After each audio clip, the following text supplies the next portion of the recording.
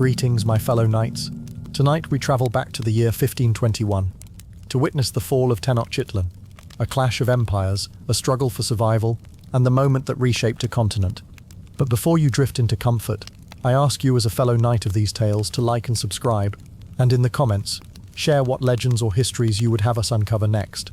Now, let us begin. Chapter 1. An island capital and its web of power. The Aztec Triple Alliance formed the dominant political force in central Mesoamerica on the eve of Spanish arrival, and its center stood on a lake-bound island called Tenochtitlan. The alliance joined three city-states, Tenochtitlan, Texcoco, and Tlacopan, under a pact for war, tribute, and shared rule. Over the course of the 15th and early 16th centuries, this pact built a network of power that reached from the cold, high valleys of the Basin of Mexico to the warm coastal plains and up into rugged highlands. The island capital grew into a large city by contemporary standards. Causeways crossed the waters to connect it with the mainland, and gardens built on shallow lake beds produced food year-round. The alliance extracted tribute from many subject cities, which sent textiles, maize, cacao, cotton, feathers, and crafted goods to the capital. Its rulers organized armies, courts, markets, and religious institutions into an ordered structure that supported continued expansion. At the same time, independent polities remained outside the alliance, and some regions resisted it. By 1519, this world functioned with a rhythm of tribute shipments, market days, festivals, and military campaigns. The structures of government and the economy were established, and decisions taken at the island capital influenced distant provinces. The political landscape was stable in appearance, though it had sources of tension beneath the surface. The Basin of Mexico lay at a high altitude, ringed by mountains that trapped the waters of several lakes, including the large Lake Texcoco at the center. The climate favored maize agriculture with seasonal rains, while frost sometimes threatened higher fields. Freshwater lakes to the south supported extensive raised fields called chinampas, especially near Xochimilco and Chalco. Salty water pooled in the central basin, but dikes and sluices managed flows between lakes. Engineers guided channels, causeways, and aqueducts that gave order to the waters and supported a dense population. Tenochtitlan itself sat on an island, amid the lake's shallow expanse. Wide causeways ran to the west, north, and south, and each had bridges that could be removed to control passage. Canoes moved along canals, and boats carried goods into the central markets. An aqueduct from the springs at Chapultepec carried fresh water to the city. To the east and west, the slopes of the surrounding volcanoes and mountains supplied timber, stone, and other resources. Further afield, the Gulf Coast provided salt, cotton, and tropical products, while Oaxaca and the Mixteca highlands sent craft goods and dyes. The Tarascan kingdom in the west, centered in a region later called Michoacán, remained an organized rival outside the basin. North and east, Tlaxcala and its allies stood independent, connected by roads and trade but not by alliance. The principal figures in this political order were the rulers of the Triple Alliance and their councils. In Tenochtitlan, the Huitzilopochtli, or paramount ruler, held the highest authority in 1519. This office was held by Moctezuma II. His position rested on the support of nobles, warrior leaders, and a chief minister known as the Tziohuacoatl. Texcoco provided the alliance with learned traditions in law, engineering, and poetry. By the early 16th century, the Texcocan throne had passed to a ruler named Cacama, whose authority faced challenges within his own family. Tlacopan, a smaller partner on the western shore, held its share of tribute and responsibilities, though its ruler's name in 1519 was not recorded consistently in surviving sources. The alliance negotiated its internal balance through councils and agreed shares of tribute, with Tenochtitlan receiving the largest portion. Priests oversaw temples and calendars, and Karmak and Telpocali schools trained nobles and commoners for leadership and war. Pocteca long-distance merchants acted as intelligence gatherers and trade brokers. Commoners were organized by neighborhood and clan, called Calpurli, which held land and duties. Military orders, including Eagle and Jaguar warriors, trained elite fighters and managed campaigns. Outside the alliance, rulers of Tlaxcala, Huexotzinco, Cholula, and other city-states maintained their own councils and traditions, sometimes trading with the alliance and sometimes resisting it. Farther west, the Tarascan leadership commanded metal workers and fortified lines, and it blocked alliance expansion in that direction. The Triple Alliance began after the defeat of Azcapotzalco around 1428, when Tenochtitlan, Texcoco, and Tlacopan agreed to wage war together and share tribute. In the decades that followed, rulers such as Itzcoatl and Moctezuma I consolidated power and reorganized subject territories. Tlacasael, a chief minister in an earlier generation, strengthened institutions and set policies on tribute and warfare. Engineers from Texcoco and Tenochtitlan built large public works, including a long dike attributed to Nezahualcóyotl of Texcoco that kept brackish water out of the southern freshwater zone. An aqueduct from Chapultepec delivered fresh water to the island, and causeways expanded movement of people and goods.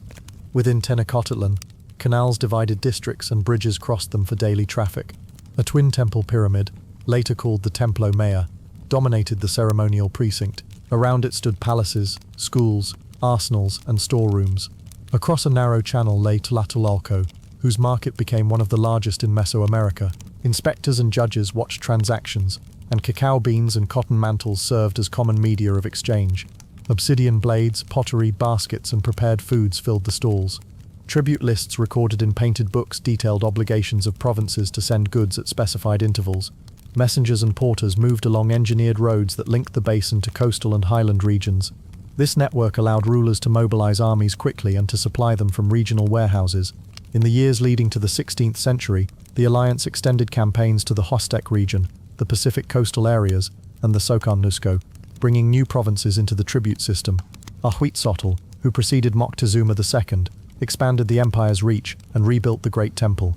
Floods and shortages struck during some reigns, and rulers responded with public works and food redistribution.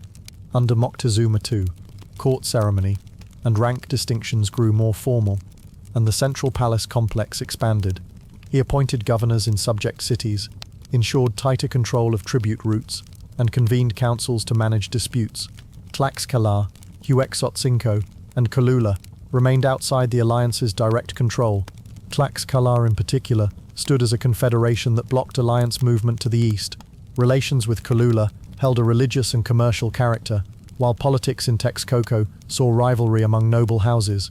In the west, the Tarascan state remained a firm barrier, and earlier alliance defeats there discouraged further campaigns into Michoacán. The army relied on cotton armor, shields, darts, and obsidian-edged clubs.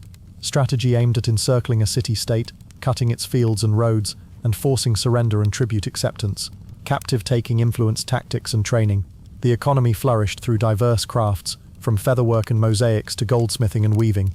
Guild-like workshops trained specialists, and state warehouses stored goods for redistribution. Daily life moved with market cycles, calendar feasts, and agricultural seasons, and the capital coordinated these rhythms across its provinces. Different traditions described this world with different names. Many modern works called the Triple Alliance the Aztec Empire, while local terms such as Mexica and Altepetl described its people and city-states. Surviving sources included Nahua annals, painted codices, and accounts written in the decades after the conquest, and they preserved both administrative details and memories shaped by later events. Names of some rulers outside the core cities were uncertain in 1519, and a neutral record noted only that such positions were held. Despite these uncertainties, the general outline was clear: a powerful alliance governed from an island city on a highland lake, maintained by tribute, markets, and organized armies. Its causeways, canals, and gardens linked neighborhoods to the ceremonial center. Its roads tied distant provinces to the basin. Independent neighbors balanced between trade and rivalry. On the eve of encounters from across the sea, the world on the lake stood orderly, resourceful, and interwoven, with patterns set by centuries of settlement and a recent century of organized expansion. Chapter 2. From Extremadura to the Caribbean Command. Hernán Cortés's path from a provincial upbringing in Spain to leadership of an unauthorized expedition to the Mexican coast formed a chain of decisions shaped by ambition, opportunity, and colonial politics. He came from Medellín in Extremadura and reached the Caribbean as a young man seeking advancement. In Cuba he served under the island's governor, Diego Velázquez de Cuellar, and gained status within the developing colonial society. Ties of loyalty and rivalry grew between the two men, as wealth and authority accumulated in new settlements. News of lands to the west and reports of large towns increased pressure to mount expeditions beyond the islands. Cortés followed the flow of events, accepted a commission to lead, and then persisted when that commission was revoked. His choice to continue, despite orders to stop, signaled an important break with his superior. The step fixed his reputation among contemporaries as a bold captain who acted first and sought legal justifications later. It also drew into focus the methods and expectations of early Spanish expansion in the Caribbean and Gulf regions. The setting stretched from Extremadura's dry hills at the close of the 15th century to the bustling ports of the early 16th century Caribbean. Medellin lay in a region that produced many soldiers and settlers who left for Atlantic ventures. The port of Seville served as the main passage from Iberia to the West Indies, with routes threading through the Canary Islands to Hispaniola. Hispaniola and Cuba formed the chief Spanish bases in the Antilles, linking Europe to the Gulf of Mexico by ships that moved with the winds across the Yucatan Channel. Cuba's new towns, including Baracoa, Santiago de Cuba and Trinidad, marked a growing colonial footprint after 1511. Plantations, encomiendas and municipal councils defined daily life for settlers and the control of labor. Rumors of a mainland with larger populations and richer towns returned to these ports with pilots and battered crews. By the late 1510s, the Spanish Caribbean had become a staging ground for voyages westward along the Yucatan coast and toward the lands called New Spain by early chroniclers. The geography of islands, channels and capes shaped travel times, supply lines, and the logic of command. The central figures were Cortés and Velázquez. Cortés was a trained notary and soldier who had learnt colonial administration in the islands and held local offices in Cuba. Velázquez was the island's governor and a leading conqueror with responsibility for founding settlements and distributing lands and labor. The two men began as allies and shared interests in settlement and profit. Their relationship hardened as success raised questions of authority, patronage and loyalty. Catalina Suarez, whom Cortés married under pressure from royal and colonial expectations, linked him to Cuban society, while also feeding tension with his patron. Andrés de Duero, a cleric and secretary close to Velázquez, acted as an intermediary who at times supported Cortés's ambitions. Alongside them stood earlier captains who had reconnoitred the mainland. Francisco Hernández de Córdoba led a voyage in 1517 that fought hard battles and returned with losses and tales of stone towns. Juan de Grijalva sailed in 1518, explored more of the coast, and brought back gold and information about major polities. These men and their officers provided context for the choices that followed. As news of the mainland spread through island councils and counting houses, Cortés' early life followed a route that many young hidalgos of Extremadura took. He belonged to a modest noble family and spent part of his youth in study, likely at Salamanca, where he encountered law and Latin. Specific details of his studies were not securely recorded.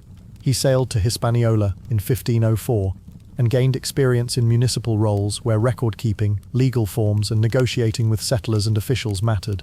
He learned how land grants, labor assignments, and cargo accounting worked in practice. In 1511, he joined Velázquez's enterprise to conquer and settle Cuba. Campaigns and negotiations on the island resulted in Spanish control of key regions and the founding of towns. Cortés received an encomienda and stood for local office. He became an alcalde of Santiago de Cuba, which raised his profile in island politics and extended his ties with merchants, clerics, and soldiers. His marriage to Catalina Suarez followed disputes and reconciliations with Velázquez and cemented his position in local society. By the late 1510s, he had assets, clients, and experience, but he had not led a major expedition beyond the islands. Reports of mainland peoples and goods suggested a new stage for advancement and challenged existing alliances. The sequence that carried him to the Mexican coast began with the reconnaissance voyages. Hernández de Córdoba's battered crew reached Cuba in 1517, with accounts of organized towns and strong resistance along the Yucatan. The next year, Grijalva explored farther and returned with gold ornaments and more precise maps of bays and river mouths. Velázquez, encouraged by these results and the prospect of wealth, prepared a larger expedition. He named Cortés captain general and authorized recruitment, ships, supplies, and credit. Cortés acted quickly. He gathered men, horses, arms, and food from across the island, drew support from merchants in Trinidad and Santiago, and promised shares of future spoils. As preparations advanced, Velázquez's confidence faltered. He feared that Cortés would use success to escape control, and he tried to revoke the commission. The recall reached Cortés while ships were loading and crews were mustering. Cortés moved with speed to finish preparations, secure legal papers he already held, and sail before he could be restrained. He departed Cuban ports with a small fleet. Contemporary reports varied on the exact number of vessels, men, and horses. The force carried crossbows, arquebuses, gunpowder, and some artillery suitable for ship and shore. Officers and companions gathered around him included men who later became prominent in the campaign. Colonial practice framed these moves. Commissions came from governors who acted under royal authority, and they could be revoked if a governor changed his mind. Chroniclers later debated Cortés' motives, the timing of papers, and the extent of Velázquez's legal power. Some accounts emphasized Cortés's personal ambition and skill in building alliances in the counting houses and taverns of Cuban ports. Others stressed the momentum of exploration and the expectations of settlers eager for new lands to claim. The numbers of ships, soldiers, sailors and horses varied across testimonies and later histories. A neutral reading held that a modest but determined force put to sea with mixed means and strong hopes. The expedition sailed toward Cozumel and the Tabasco coast, where the next phase would unfold. The decision to proceed despite a recall marked Cortés as an independent captain in practice, and it set his course toward the mainland. Chapter 3: Landfalls, Languages and First Clashes. The first landings along the Yucatan and Gulf coasts established the expedition's earliest contacts and conflicts, and brought two interpreters who changed the course of the campaign. The men of Hernán Cortés stepped ashore at Cozumel, crossed to the mainland, and met Maya communities that had known Spaniards from earlier voyages. Within weeks, they rescued a shipwrecked Spaniard named Jerónimo de Aguilar, received a woman called Malintzin among post-battle gifts in Tabasco, and fought their first sustained engagement on the mainland, near the town known to the Spanish as Potonchan. By the time the ships turned north and west, the force had secured provisions, gained intelligence about powerful inland polities, and put into place a chain of translation that allowed more precise negotiation and inquiry. The sequence moved quickly from cautious exchanges to open battle, and back to formal peace, setting a pattern of confrontation followed by alliance that would recur inland. These events formed the practical beginning of Cortés's presence on the American mainland, anchored in local geography and the decisions of island and riverine communities to resist, parley, or accommodate the newcomers. The expedition reached the island of Cozumel in early 1519, after a short crossing from Cuba and a longer reach along the Yucatan coast. Cozumel lay just off the peninsula, with small towns, fields and temples, and shaped by maritime trade and ritual travel. The waters were clear and shallow near shore, with reefs that required careful pilotage. From Cozumel, the coast ran south and west in a scalloped line of lagoons and inlets, before bending toward the lowlands of Tabasco. The Grijalva, or Tabasco River, spilled into the Gulf through broad mangroves and shifting sandbars, and the main Maya town in that district, called Potonchan by the Spanish, stood near the river mouths. Inland, flat country gave way to wetlands and patches of forest. The wet season patterns shaped travel, and local pilots understood the channels and sediments far better than outsiders. The expedition relied on wind and tide, anchored where depth allowed, and sent longboats up rivers to test currents and meet messengers. The general season favored sailing, but posed risks in storms. Details of weather on specific days were not recorded precisely in surviving sources, but the ships worked within customary windows for coastal movement. The principal figures at this stage formed a small circle around Cortés. Hernán Cortés commanded the fleet and the land contingent, and directed negotiations and scouting. Jerónimo de Aguilar had survived a shipwreck years earlier, learned Maya speech in bondage, and lived among Yucatec Maya communities. He chose to join as an interpreter when a Spanish party reached him. Another survivor, Gonzalo Guerrero, had embraced life in the peninsula and refused to return. He entered no role in the expedition. In Tabasco, a woman known to Nahua speakers as Malintzin, later called Doña Marina after baptism, came into Cortés's company. She had knowledge of Nahual and a Maya language from time spent in the region, and she acted as interpreter alongside Aguilar. The local leaders who engaged the Spaniards in Cozumel and Potonchan included town chiefs and ritual specialists, whose names appeared in variant forms in different accounts. On the Spanish side, trusted captains such as Pedro de Alvarado and Cristobal de Olid led detachments and foraging parties, handled boats, and organized the transport of horses and artillery ashore. Their relationships were practical and hierarchical, focused on navigation, provision and defense, and they adjusted quickly to using interpreters to reach understandings with coastal authorities. On Cozumel, the Spaniards landed, posted guards, and sought peaceful exchange. Messengers carried word inland that foreigners had arrived. From earlier voyages, some Maya groups already knew of European metal goods and animals, and they watched cautiously from the scrub and palm stands near the beaches. Cortés learned that shipwrecked Spaniards lived on the peninsula, and he sent envoys with written and spoken messages along the coast. After delays and indirect reports, Jerónimo de Aguilar reached Cozumel in a canoe. He presented himself, spoke halting Spanish shaped by years away, and demonstrated his command of Maya speech. He accepted service as interpreter. Guerrero, still among the Maya of the peninsula, did not come. During these days, the newcomers traded for food, water, and small items, and repaired equipment. Spanish accounts later noted that the visitors showed local people emblems of their faith and removed some objects from a shrine, and Maya accounts described gestures of rivalry between ritual images. The exact sequence and tone of those acts varied in the sources. The fleet then weighed anchor and followed the coast. A strong current and wind separated one of the vessels, and the group paused to reassemble before continuing toward the river mouths of Tabasco. The approach to Potonchan began with exchanges at the river estuaries and quickly turned to skirmishes. Local authorities sought to control entry and directed the Spaniards away from preferred channels. Boats probed along the banks, while archers on shore sent warning arrows. Cortés ordered a landing near open ground where men and horses could deploy. The first clashes tested unfamiliar weapons on both sides. The Maya used long spears, bows, and cotton armor, and the Spaniards employed steel blades, crossbows, small cannon, and several horses moved from ship to shore in slings. After a day of maneuvering and probing fire, the larger engagement took place near the settlement of Centla. The horses scattered ranks not used to mounted charges, and the noise of firearms added to the disruption. The fighting ended with the defenders withdrawing into the tree line and marsh, and the Spaniards holding the ground at the edge of the fields. After the battle, town leaders opened peace talks through signs and words carried back and forth. Aguilar's Maya and Spanish bridged one side, and local speakers responded with measured statements about boundaries, tribute, and passage. Within these formal exchanges, the chiefs brought gifts of cloth, food, and small amounts of gold, and they offered a group of women as part of the peace. Among them was Malintzin, who understood both Nahuatl and a Maya tongue used in the region. She listened to Aguilar's words and rendered them into Nahuatl for envoys who knew that language, and then reversed the chain so that Cortés could hear their replies. In days of rest and sorting, she learned Spanish phrases and names, while Aguilar learned her cadence and helped shape a stable method for discussion.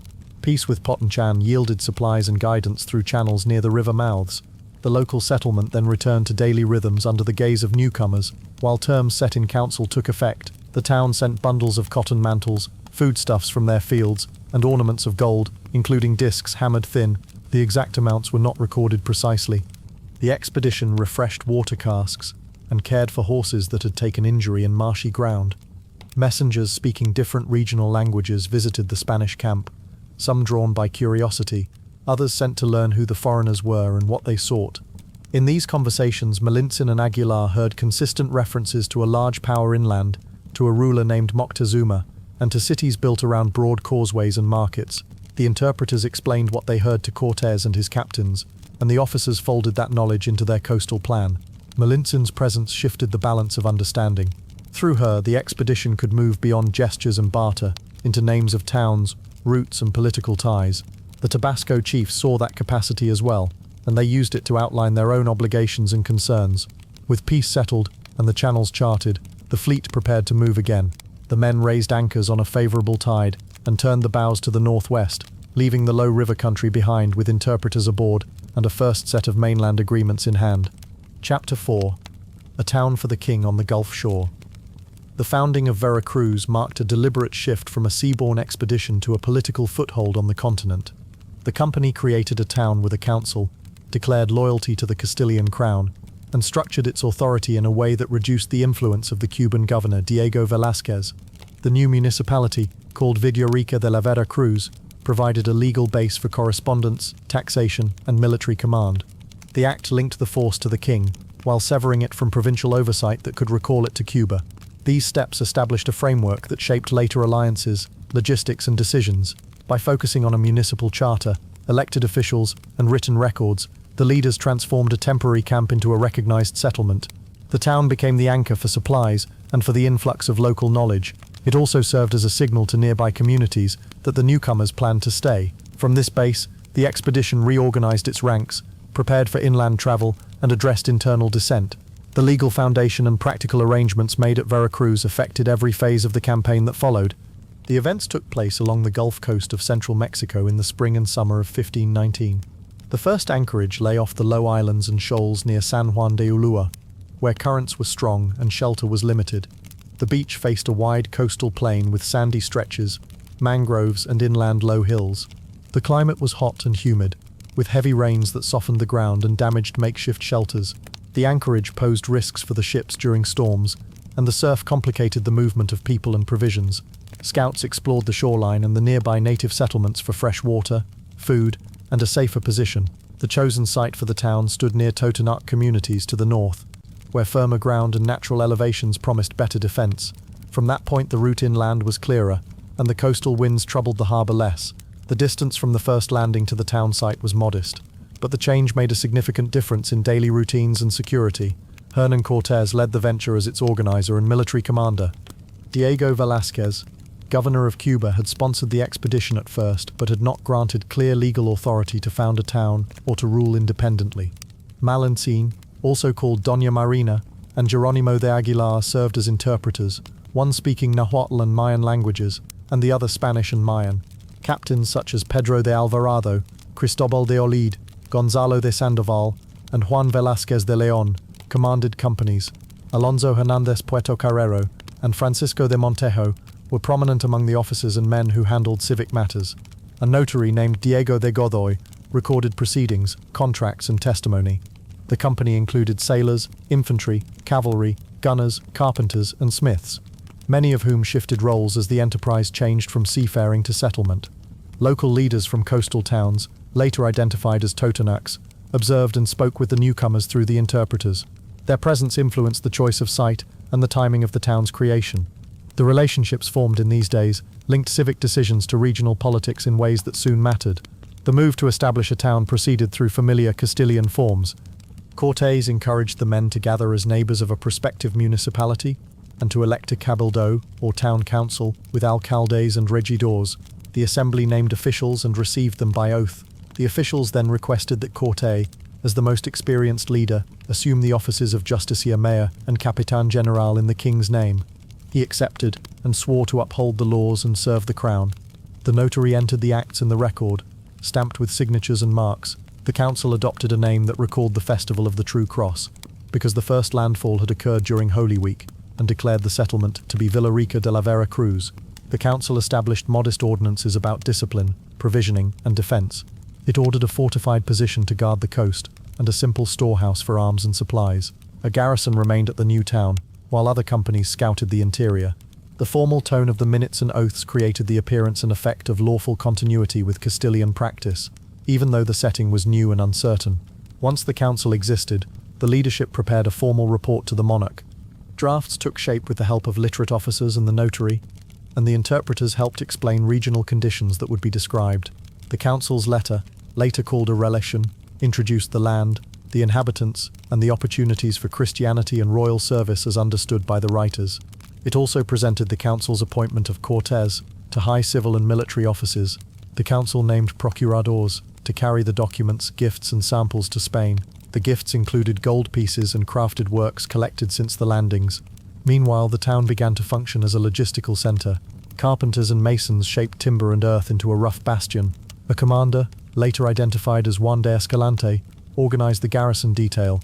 The ships continued to face risk in the roadstead, and provisions grew tight despite occasional trade with nearby communities. During this period, a group of men loyal to Diego Velázquez circulated plans to take a ship back to Cuba and report against the new arrangements. The council uncovered the scheme, and punishments followed according to martial and municipal discipline. The moment revealed the split sentiments within the force and the practical strain of maintaining ships without a secure harbor. The leadership then removed the means for further desertion and bound the force to the new course. Cortés ordered that the vessels be condemned as unseaworthy or otherwise put beyond future use. Crews beached several hulls, stripped rigging and hardware, and broke up timbers for salvage. Other hulls were scuttled offshore where recovery would have been costly. Iron, cordage, and sails were collected for later reuse. Sailors joined infantry companies or were assigned to the garrison. Horses, weapons, and powder were inventoried and redistributed. The council recorded the decision and noted practical reasons related to safety and maintenance. The step ended the hope of an easy return to Cuba and fixed the company's attention on the town and the interior. Work at Villarica continued with sentry posts, cleared fields of fire and paths to the neighboring settlements. Messengers from inland communities arrived with reports about tribute demands and regional rivalries. The town's existence changed local calculations, and the Spaniards' presence acquired a civic face as well as a military one. Chroniclers later disagreed on exact names of officials, on the sequence of punishments, and on whether the ships were burned, sunk, or dismantled, but they agreed that the founding of Veracruz and the loss of the fleet committed the company to the land. The quiet town on the coast became the hinge between the open sea and the road to the plateaus beyond. Chapter 5. Totonac ties and the first inland steps. The alliance between the Spaniards and the Totonacs took shape around Cempoala, where local leaders weighed tribute burdens against new possibilities. The region sat under the shadow of the Mexico-led Triple Alliance, which demanded goods, labor, and ritual captives from coastal towns. Cortés's presence offered an alternative pole of power, and the Totonacs used it to reframe their position. Tribute politics guided the conversation, as leaders explained how obligations to distant Tenochtitlan defined their year and constrained local autonomy. Cortés listened through interpreters and presented himself as a loyal servant of the Castilian king, intent on advancing inland. The talks brought forward concerns about the collectors who enforced Moctezuma II's demands, the stations where goods were gathered, and the consequences for towns that fell short. The Spaniards had fewer numbers and unfamiliar tools, but the Totonacs measured them by their potential to disrupt old patterns. The exchange of food, accommodation, and information opened a path. From these meetings emerged a plan. The coastal towns would lend guides, porters, and warriors, while the Spaniards pledged protection. The arrangement was cautious and practical. Both sides tested terms in small steps, with pledges, symbols, and modest actions taken to show goodwill. What followed connected coastal negotiation to the first steady movement toward the interior, where roads to the Sierra led to powerful neighbors who stood beyond Mexico control.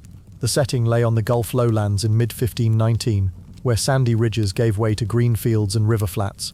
Cempoala had broad plazas edged by platforms and temples, with whitewashed walls and painted reliefs. Nearby Quillahuztlan rose on a ridge with terraces and tombs set in stone. Paths ran north and south along the shore, and turned inland through orchards, milpas, and marsh edges toward the foothills of the Sierra Madre Oriental. The air was humid and warm, and summer rains filled streams that cut channels across the plain. The Spanish base at Villarica de la Vera Cruz stood by the coast, close to dunes and mangroves. From there, small detachments made measured marches under Totonac escort to larger centers. The inland route passed over causeways and fords that locals repaired when flooding damaged them. Warehouses stored maize, salt, cotton cloth, and cacao. Tribute routes often mirrored these paths, bringing goods from coast to basin and back. At this moment, the land was stable and busy, not in war, but kept vigilant by tribute cycles and the movements of emissaries. In such a landscape, the arrival of a foreign force did not stop the routines of planting and trade, but it drew attention from stewards, headmen, and shrine keepers who tracked every new demand on labor and surplus. The principal figures included Hernán Cortés, commander of the expedition and head of the Veracruz Cabildo, and two interpreters who made negotiations possible: Malintzin, called Doña Marina by the Spaniards, translated from Nahuatl to Maya, and Jerónimo de Aguilar, translated from Maya into Spanish, linking languages across each exchange. On the Totonac side, the most visible leader at Cempoala was a senior lord known to the Spaniards as Sicamecoatl, later called the Fat Cacique, supported by subordinate headmen from nearby towns such as Quillahuztlan. Over the wider region stood Moctezuma II, Huillo Tlatoani of the Mexica, whose tribute collectors and messengers enforced the obligations of subject provinces. Among the Spanish officers, Pedro de Alvarado, Gonzalo de Sandoval, and Cristobal de Olid handled patrols, supply, and discipline. The relationships were careful and layered. Totonac lords weighed the risks of defying collectors, while Cortés assessed the value of guides, porters, and fighting men. The interpreters did more than render words. They reshaped messages so that each side heard familiar ideas in foreign sentences. Each figure worked within a defined role, yet all depended on the others. Without Totonac cooperation, the Spaniards could not move inland with security. Without Spanish novelty and promise, the Totonacs could not test the limits of Mexican authority without immediate retaliation. The first steps toward alliance began with formal visits. Cortés left a garrison at Veracruz and led a column to Cempoala, where Totonac leaders received the strangers with food and shelter. The meetings unfolded in shaded plazas and within halls where elders gathered. The Totonac lords explained how they sent cotton, garments, salt, and seasonal laborers to tribute stations, and how collectors requested captives for ritual. They described punishments for delays and the burden of hosting inspectors. Cortés presented alliances in the language of mutual aid and the king's favor, and he stressed that he wished to see the great lord inland. While talks continued, collectors linked to Moctezuma II arrived in the area to inspect obligations and caution the coastal towns about their new guests. The presence of both sides created tense proximity. Totonac leaders pressed for signs that the Spaniards would stand with them. Cortés encouraged the Totonacs to detain the collectors, a step that marked a public break with routine. The arrest was carried out without bloodshed, and the captives were held briefly under guard. Afterward, Cortés ordered the release of the collectors and sent them back with messages and gifts, seeking to avoid a direct war order while proving to the Totonacs that defiance was possible. The act altered expectations. It showed the coastal lords that collectors could be checked, and it told the basin that a new broker operated on the coast. Religious ritual came next into the talks, as Spanish priests urged the removal of idols from temple rooms in Cempoala. The Totonac leaders hesitated, marking the sanctity of their gods and the duties of their priests. After extended discussion, the Spaniards cleaned a sanctuary, placed a cross and an image within, and instructed a new form of prayer. Accounts differed on who initiated the change, but the immediate effect was a public association between alliance and the Spaniards' faith. The Totonacs continued their ceremonies but accepted the gesture as part of the arrangement. With these acts, gifts and shared meals, the parties sealed a compact. Cortés requested hostages from several Totonac towns to secure commitments of porters and fighting men. The lords sent relatives or trusted men, a common practice in regional politics. He also asked for guides who knew the road to the Sierra and into the plateau beyond. The Totonacs agreed to furnish warriors when called and to maintain supply lines to Vera Cruz. The Spaniards arranged for a small garrison to remain at the coast under a trusted officer, while the main column prepared to ascend the river valleys toward the interior, with packers carrying powder, crossbow bolts and food, and with Totonac auxiliaries scouting ahead to mark fords and camps. The movement inland began in ordered stages. The alliance turned a narrow expedition into a coalition army, modest in arms but wider in reach. Later chroniclers offered nuanced versions of these events. Some stated that Totonac leaders asked for the temple change, while others wrote that the Spaniards pressed it as a condition of alliance. Figures for the number of hostages and auxiliary warriors varied by source and memory. The core pattern remained consistent. Cempoala and its neighbors entered into a cooperative relationship with the Spaniards, tested it through the brief detention of collectors, and prepared the roads and supplies for an inland march. In the broader context of Mesoamerica, the arrangement aligned a coastal province with an external force to counterbalance a dominant empire, a tactic that had precedence in regional politics. These ties carried consequences, drawing the Totonacs into conflicts beyond their boundaries while giving them temporary leverage at home. As the column formed and the road tilted upward into cooler air and pine forests, the next phase took shape among hill towns that were independent of the Mexica. The path ahead led toward Tlaxcala, where battle and negotiation would again decide the shape of the campaign. Chapter 6. Trial by Tlaxcala. The running battles with the Tlaxcalan Confederation and the negotiations that followed formed a turning point in the expedition. The force that had marched inland from the Gulf met organized resistance on a high plateau, far from the coast and its Totonac allies. Tlaxcala remained independent from the Mexica Triple Alliance and had fought it for years. Its leaders viewed new arrivals with caution and force. The Spaniards, with a small cavalry and steel weapons, faced a large indigenous army skilled in local terrain and tactics.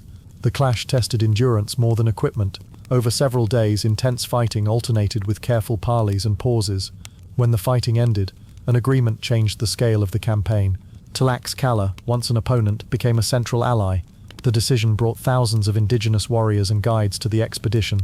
It also provided provisions, a secure base, and knowledge of the basin of Mexico. The alliance did not erase differences or mistrust. It created a shared purpose shaped by enmity toward Tenochtitlan, and by Tlaxcala's long search for leverage in the region. After harsh days of combat, a negotiated peace set a new course that would determine logistics and strategy for the march that followed. The march from the coastal plains into the interior took place in late summer and early autumn of 1519. The path rose from humid lowlands into pine and oak forests spread across steep ridges. Cold nights and thin air replaced coastal heat. The route passed through ravines, dry stream beds, and terraced fields of maize and maguey. Scouts tested the way ahead and reported fortified heights. Smoke signals and runners carried news through the valleys. The plateau of Tlaxcala lay east of the basin of Mexico, bounded by hills and volcanic slopes. Its towns stood on defensible ridges with causeways and stone-faced terraces. Markets functioned even during tension, with routes guarded and watchposts set. Rain came in bursts, making the ground slick and the trails heavy. The fighting unfolded near these upland fields, around river crossings and low hills with thorn fences. Camps were established on raised ground to avoid sudden attacks. The landscape shaped the conduct of the battles. Cavalry had open stretches for charge only in patches. Infantry had to climb and hold rough slopes. The weather and the ground governed the pace and the strain of the conflict. The terrain also sheltered messengers who crossed between camps when the time came to talk. The principal figures on one side included Hernán Cortés, who commanded the expedition Malintzin, also known as Dona Marina, who interpreted between Nahuatl and Maya and mediated with local rulers, and Geronimo de Aguilar, who translated between Spanish and Maya and supported Malintzin in layered exchanges. Spanish captains such as Pedro de Alvarado, Cristobal de Olid, and Gonzalo de Sandoval led infantry and cavalry companies. On the other side stood the Tenochtitlan Confederation, a union of 4 altepetl, or city-states, Ocoteluco, Tizatlan, Tepeticpac, and Quiahuistlan. Maxixcatzin of Ocoteluco held influence in council. Xicotencatl, the elder, led in Tizatlan, and represented experience and senior authority. His son, Xicotencatl the younger, served as the principal military commander in the field. Chichimacatl of Quiahuistlan and the lords of Tepeticpac completed the core leadership. Otomi warriors, long associated with Tlaxcala, fought within their ranks and scouted. Relations within the Confederation balanced rivalry and unity. The Mexica Triple Alliance watched the developments from afar and tried to shape choices through envoys and messages. Local village headmen along the route weighed costs and benefits of cooperation or resistance. These figures met each other first through battle lines and sentries, and later through messengers, feasts, and formal speeches. Each group tested the other's strength and intentions under the pressure of the campaign. The first contacts near Tlaxcala took the form of skirmishes with Otomi detachments that screened the frontier. A column of infantry and horse pressed forward and met volleys of darts and stones cast from slings. The clash revealed the mobility of the local fighters and the limits of cavalry on broken ground. The camp withdrew to a hill and secured its perimeter with trenches and palisades, while crossbowmen and arquebusiers guarded approaches. Requests for food went unanswered, and foraging parties had to move under escort. As more warriors assembled under Xicotencatl the Younger, the conflict widened. Lines formed across a plain, edged by gullies. War drums, banners, and whistles signaled advances. Tlaxcalan fighters used long spears, obsidian blades, and cotton armor. They tried to seize and pull down horsemen and isolate them from supporting infantry. Cannon and shot cut gaps, yet did not decide the day. The fighting returned in waves, and often stopped only as darkness fell. A cold rain soaked powder stores and made fires hard to keep. Wounded men and horses limped back to camp. The stalemate stretched across several days. Scouts reported that more contingents gathered from the 4 quarters of Tlaxcala. The commanders on both sides adjusted. The Tlaxcalans probed for a decisive encirclement. The Spaniards shortened their line and tried to force combat on firmer ground where cavalry could launch short bursts and withdraw behind steady infantry files. After repeated assaults failed to force a clear outcome, the impasse opened space for negotiation. Malinsusan spoke with prisoners and local headmen and carried messages to the councils. Cortés sent gifts of cloth, beads and small iron tools to signal a wish to speak. The Tlaxcalan council met to debate. Accounts described a division between leaders. Maxixcatzin favored talks, seeing possible advantage against the Mexica. Xicotencatl the Younger argued for continued war to test the strangers and measure their limits. Xicotencatl the Elder urged unity and a calculation of costs. The decision leaned toward peace when reports arrived that the Mexica opposed any Tlaxcalan agreement, and when shortages in the countryside began to strain both sides. Envoys brought amaranth, maize cakes, and salt to the Spanish camp. Hostages previously taken were returned. The first formal meeting took place on neutral ground. Words were exchanged about friendship and mutual enemies. The following days saw an entry into Tlaxcala's towns under escort. The lords gave gifts of cotton mantles and food. The Spaniards rested and treated the wounded. The alliance took shape in practical terms. Tlaxcala would provide porters, guides, and large contingents of warriors. The Spaniards would support Tlaxcala against the Mexica, and would respect Tlaxcalan autonomy. Religious differences remained present and were addressed with caution. The Confederation's internal balance continued, with Xicotencatl the Younger uneasy about the agreement. Despite lingering distrust, the new partnership set supply lines, safe quarters, and a plan for the road west. Later accounts of these events offered varying numbers for the sizes of the armies and losses, and they differed in the precise order of engagements. Letters by Cortés and narratives by Bernal Diaz del Castillo emphasized cavalry shock and divine favor. Tlaxcalan pictorial histories, such as the Lienzo de Tlaxcala, highlighted their councils, their leadership, and their role as decisive allies. Modern studies compared these sources and noted both shared facts and contradictions. What remained consistent was the pattern of hard initial fighting, followed by careful negotiation and a sustained alliance. The treaty reshaped the campaign. It gave the expedition a base in the highlands and opened the path to Cholula and the Basin of Mexico. It also set long-term consequences for Tlaxcala. The Confederation gained exemption from Mexica tribute and increased influence among neighboring towns, while accepting the risks and burdens that came with partnership in a foreign-led war. The relationship would face strain in later months, and internal Tlaxcalan debates continued. For the moment, the plateau shifted from battleground to staging ground, and the column that had come inland now prepared to move again with thousands of new companions and a clearer route ahead. Chapter 7. Warning Signs in a Sacred City. Cholula, under suspicion, described the expedition's cautious entry into a great religious center, the outbreak of a sudden and organized violence there, and the ways that event altered regional views of the newcomers. The city of Cholula held deep prestige in central Mexico, with ancient temples and a steady flow of pilgrims. It stood at a crossroads on the route to the basin of Mexico, near powerful neighbors and rival polities. The Spaniards and their allies treated Cholula as both a test and an opening. They measured the city's posture for clues about the larger network under the Mexico Triple Alliance. They also watched for signs that their new allies from Tlaxcala might use the moment to settle old disputes. Sources for this episode differed on motives and warnings, but they agreed that a massacre followed the initial welcome and fixed the Spaniards' reputation for decisive and sometimes devastating force. The days spent inside Cholula's walls changed how messengers spoke to them, how gates opened or closed, and how Moctezuma II weighed his options in Tenochtitlan. The event shaped the next leg of the journey as much as any mountain pass, reminding every town along the road that the visitors did not practice cautious restraint when they felt threatened. It also showed that local rivalries could steer Spanish action, sometimes in ways the Spaniards understood, and sometimes in ways they did not fully grasp. The long memory of that day at Cholula followed the expedition to the lake, and remained part of the story of the fall of Tenochtitlan. The setting lay on the high plateau east of the basin of Mexico, around early autumn 1519. Cholula spread across a fertile plain beneath the peaks of Popocatépetl and Iztaccíhuatl. The city's platform mounds and step terraces rose in tiers, and a vast temple complex dominated the landscape. Pilgrim roads and market lanes intersected on its edges, and irrigation channels and fields marked the surrounding valleys. The air was thin and clear, and the days were mild. The expedition approached from Tlaxcalan territory, moving along roads that served merchants and messengers as well as armies. The approach passed through villages where fields of maize and maguey bordered the path. Townspeople watched from rooftops and doorways as the column advanced, with porters, allies, and interpreters among the soldiers.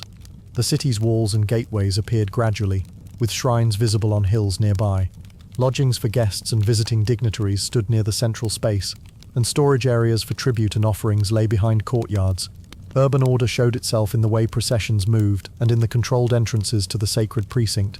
The Spaniards had crossed battlefields and friendly towns on their way, but Cholula's plazas were calm at first, with processions, gifts, and a measured pace of conversation. The clocks of the moment were ritual hours and the steady rhythm of household life. The expedition paused long enough for rest, observation, and uneasy negotiation, with the road ahead leading toward the lake and the capital of the Mexica. The principal figures were Hernán Cortés, the commander who aimed to reach Tenochtitlan, Malintzin, called Doña Marina, the interpreter and advisor who negotiated in Nahuatl and relayed meanings across cultures, and Jerónimo de Aguilar, the interpreter of Mayan languages, who worked with Malintzin in a chain of speech. Tlaxcalan allies marched with the expedition, including warriors loyal to the elders of Tlaxcala and to Rexacotencatl the Younger, who had shifted from opponent to ally after recent battles. Their presence signaled both support and long-standing rivalry with Cholula, which had closer ties to the Mexicosphere. The lords of Cholula governed religious and civic life and received emissaries and visiting forces. They managed obligations and maintained ritual order at prominent temples. Moctezuma II influenced events at a distance through messengers and gifts. He did not command the expedition's steps, but he watched and sent signals through cities bound to him by alliance or diplomacy. The relationships among these figures were complicated. Cortés relied on Tlaxcalan manpower, yet had to regulate their access to an enemy city. Malintzin navigated formal speech and private warnings, which bound her work to the shifting loyalties of local elites, and Cholulan leaders had to weigh courtesy against their obligations to larger powers and their fear of provoking Tlaxcala. None of the major actors entered Cholula without prior knowledge of its status, and each used the city as a measure of the wider balance of power on the eve of meeting the emperor in the basin. The setup began when Cholulan leaders extended an invitation or allowed passage, and Cortés accepted with the aim of testing loyalties and securing the road to the west. Upon arrival, the Spaniards lodged in buildings near the central plaza. The first days included ceremonial greetings, gifts, and assigned quarters. Tlaxcalan forces remained outside the city or on its edge, a precaution that balanced alliances with the need to respect local order. Soon, signs caused the visitors to grow wary. Food deliveries slowed, and movement outside the quarters faced limits. Runners appeared and vanished quickly, and some townspeople left with household goods. Spanish accounts described narrow streets being blocked and trenches dug near exits, though the exact details could not be verified. Malintizen received reports that an attack might be planned. One version said a woman of rank warned her privately to flee because weapons were hidden in houses and warriors were gathering. Another version assigned the warning to messengers or to observation by scouts. The sources diverged on who planned the supposed ambush and when it would occur. Cortés chose to act before uncertainty became a trap. He gathered Chololan leaders in a courtyard under the pretense of a meeting. He accused them of plotting harm against the guests. He seized several nobles and gave a signal to his men. At the same time, he ordered the Tlaxcalan allies into the city to support the move. The sudden reversal turned a formal visit into a coordinated blow, with the Spaniards striking the nearest defenders and seeking to control the plaza and entrances. The development unfolded quickly and then stretched into hours of chaos and control. Spanish soldiers attacked the assembled leaders and nearby warriors, while Tlaxcalan fighters entered through gates and side streets. Fighting spread to adjacent courtyards and through lanes that led to the temple precincts. Some structures were set on fire. The number of people who died remained uncertain, with accounts ranging from hundreds to several thousand. The deaths included nobles, warriors, attendants, and townspeople caught in the fighting. The Spaniards claimed they targeted armed men, and those who planned aggression. Indigenous narratives remembered a broader slaughter that punished a city and settled Tlaxcalan grievances. After the first wave, the Spaniards worked to halt resistance in key sectors, to secure supplies, and to open the road forward. Captives were questioned about orders and affiliations. Cortés insisted on clearing obstacles and demanded that the city provide porters and food. He announced terms that included loyalty to the Castilian king and independence from the Mexica, though how these terms were understood by local people was not fully clear. Shrines and idols faced damage or removal, and new symbols were placed. Tlaxcalan allies took goods and captives, seeing the event as a sanctioned reprisal against an old foe. By the end of the violence, Cholula's governing structure was shaken. Surviving leaders negotiated, accepted conditions, or fled. The city reopened passage toward the basin. Messengers carried word of the event across central Mexico, and the expedition resumed its forward movement with a stronger escort and sharpened caution. Context for the Cholula episode came from both the long rivalry between Cholula and Tlaxcala and the uncertain diplomacy of the Mexico at that moment. Spanish narratives by Cortés and by chroniclers later placed emphasis on preemptive self-defense and the avoidance of an ambush. The Florentine Codex and other indigenous testimonies emphasized betrayal and the role of Tlaxcalan vengeance. Some versions reported hidden weapons in houses and trenches at exits. Others stressed that the city had offered hospitality and suffered a surprise attack. The casualty figures varied widely and could not be reconciled with certainty.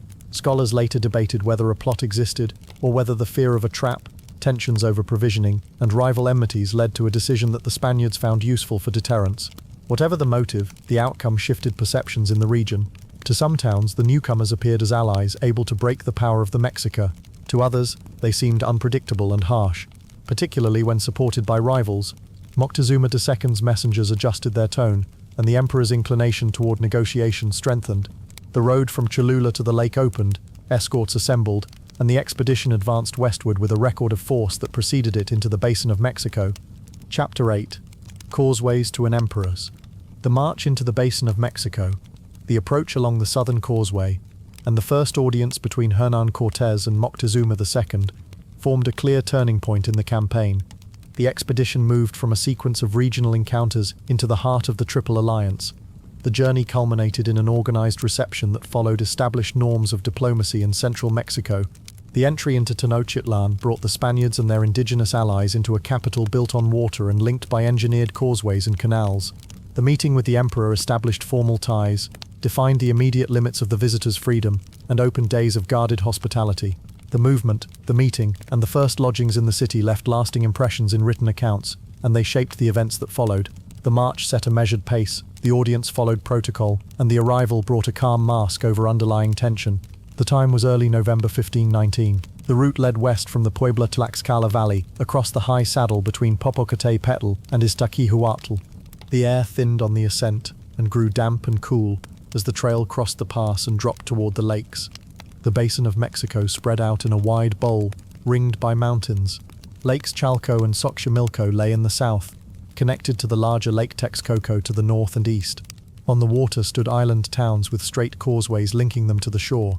Tenochtitlan and its adjacent twin Tlatelolco rose from the central lakes, their districts ordered by canals and streets. The Chapultepec aqueduct carried fresh water toward the island. The causeways of Iztapalapa, Tacuba, and Tepeyac were the main engineered routes into the capital. Removable bridges broke the causeways at intervals. The settlements along the southern rim had fields of chinampas and groves with irrigation channels. The weather remained changeable, with clear views opening and closing as clouds moved across the mountains. The expedition followed established roads and was met by messengers at multiple points. The principal figures included Hernán Cortés, the commander of the Spanish-led force, and Moctezuma II, also known as Moctezuma Xocoyotzin, the Huitzilopochtli of Tenochtitlan and head of the Triple Alliance. Malintin, also known as Doña Marina, served as the chief interpreter for meetings in Nahuatl and the Spanish language. Jerónimo de Aguilar assisted her when Maya or other languages were needed. Though in the basin most speech ran through Malintin and Nahuatl, the expedition moved with a body of Tlaxcalan allies whose leadership had included Xicotencatl the Younger during earlier battles. Their numbers were large, though exact figures were not recorded in the same way in all sources. Moctezuma's relatives and high nobles arranged the reception. Cuitlahuac, the ruler of Iztapalapa, and Moctezuma's brother, stood among the hosts along the southern route. Texcoco and Tlacopan, the other partners of the Triple Alliance, watched events through their own noble houses, and their positions shaped by court politics remained careful and formal. The relationships at first rested on diplomacy, gifts, and formal speeches. The balance between hospitality and vigilance defined each interaction. The movement from Cholula proceeded in steady stages. Messengers from Moctezuma met the column with food, cloth, and carefully worded statements. Earlier communications had tried to slow the advance, but once the march passed into the high pass, preparations shifted to reception. The Spaniards observed Popocatépetl's smoke as they climbed. A small party tested the slopes for curiosity, and returned with descriptions of ash and ice. The larger force continued to towns in the foothills. The road descended into the lake plain, through settlements that had long supplied the capital. Officials allocated lodging, and delivered supplies according to established procedures for state visitors. The first wide view of the basin came from the heights, where the travelers saw water dotted with towns and causeways. They moved toward Iztapalapa on the southern shore. Cuitlahuac received them with formality. The day closed with abundant provisions, a guided tour of gardens and canals, and careful observation from both sides. The night passed under watch, with Spanish sentries alert and local officials maintaining their own guards. Horses rested in courtyards. Canoes moved in the canals with quiet strokes. The next day would carry the visitors along the main southern causeway toward the island city. The procession set out from Iztapalapa along the straight causeway that ran north and slightly west toward Tenochtitlan. The causeway crossed through stretches of water, interrupted by bridges that could be raised. Crowds lined the margins, and nobles moved in ordered ranks. At a point near the entrance to the island, Moctezuma arrived borne in a litter under a canopy of featherwork. High lords walked beside him barefoot. He came down from the litter to meet the foreign captain. Cortés dismounted and approached. Malintzin arranged the exchange of formal words in the order customary for high audiences. Cortés placed a string of glass beads on Moctezuma. Moctezuma presented garments of cotton and cloaks with fine designs, and he gave necklaces said to include worked gold and precious stones. The exchange affirmed status and established mutual recognition. The procession then resumed, with Moctezuma leading the visitors into the city, along wide streets bordered by canals and houses of masonry. They crossed bridges, passed near the precinct of the Great Temple, and reached a palace complex known as the House of Axayacatl, named for Moctezuma's father. Moctezuma assigned this residence to his guests. Space was allotted for men, horses, and stores. Guards took posts at entrances, and appointed stewards delivered food, water, and firewood. Visits from nobles followed, with measured conversations, gifts, and careful limits. The first days in the city unfolded with guided tours and formal exchanges. Moctezuma described the city's organization and pointed out temples, markets, and workshops. The visitors saw the great market of Tlatelolco, with its orderly rows and officials. They noted the straight streets, the canals with canoes, and the neatness of courtyards. They observed the Chapultepec aqueduct and the function of bridges across the causeways. Moctezuma's stewards regulated access to the palace and maintained distance between guests and the heart of the sacred precinct. Tlaxcalan contingents remained outside the island or in designated quarters under supervision, and many of them camped in towns along the shore. Interpreted conversations turned to religion, tribute, and geography. Each side recorded impressions and measured the other's intentions. Movement outside the palace occurred in Moctezuma's company or under escort. The atmosphere remained calm and ceremonial. Underneath, both parties evaluated risks. The capital continued its routines, and the visitors adapted to the waterbound city. Sources described the meeting, the gifts, and the entry in different terms, but they agreed on the path along the causeway, the audience with the emperor, and the settling into Axayacatl's palace as the beginning of a new stage. The arrival concluded the long approach and opened a period of close contact in the center of imperial power. Chapter 9. Rule through a captive emperor. The seizure of Moctezuma II and the transformation of his residence into a seat of foreign control shaped the next phase of the campaign. Hernán Cortés used the emperor's authority while restricting his freedom, turning royal commands into instruments for Spanish security and gain. The method relied on ceremony to mask coercion. Moctezuma continued to issue orders and receive visitors as before, yet his movements and audience were directed by armed guests. The Spanish presence inside the palace altered daily governance, tax collection, and interactions with neighboring cities. The arrangement appeared orderly at first, but tension formed beneath the surface. Markets stayed open, embassies came and went, and the great temple dominated the skyline, yet unease spread in the streets and palaces. The emperor's status remained honored in ritual, even as guards stood near his chambers. For the soldiers, this structure offered shelter and leverage. For the city, it introduced a quiet disruption. A court that once radiated unquestioned power now housed contradictions. Spanish commands and Mexica ceremonies overlapped, and the result felt temporary to many who observed it. The palace, formerly a symbol of lineage and rule, began to function as a controlled enclosure. This was the setting in which decisions about prisoners, tribute, and religion unfolded. These choices would set the tone inside Tenochtitlan and beyond, and they would influence how allies and rivals decided their next moves across the basin of Mexico. The setting centered on the palace of Axayacatl in Tenochtitlan late in 1519 and into the first months of 1520. The city stood on its island foundations, linked by causeways to the lakeshore towns and to the rest of the basin. Canals and streets formed a grid that supported markets, workshops, and neighborhoods, while temples and palaces rose above plazas where news and rumors traveled quickly. The Spanish housed themselves in the palace compound, where walls, gates, and rooms offered defensible positions. They stored powder and shot, mounted a few small cannon within the courtyards, and posted sentries at doors and rooftop vantage points. The dry season brought clear mornings and cool nights, with lake breezes that carried the sounds of the city. Food and fuel arrived by canoe, and on foot along the causeways, as they had for years, though now guards observed the traffic. Merchants continued to congregate at the Tlatelolco market, where trade goods moved in steady patterns. Priests kept ritual calendars and tended shrines. Messengers crossed water and roads with written cords and spoken messages. Within this complex environment, the Spanish household operated as an enclave inside a capital, serviced by Mexica staff under imperial order.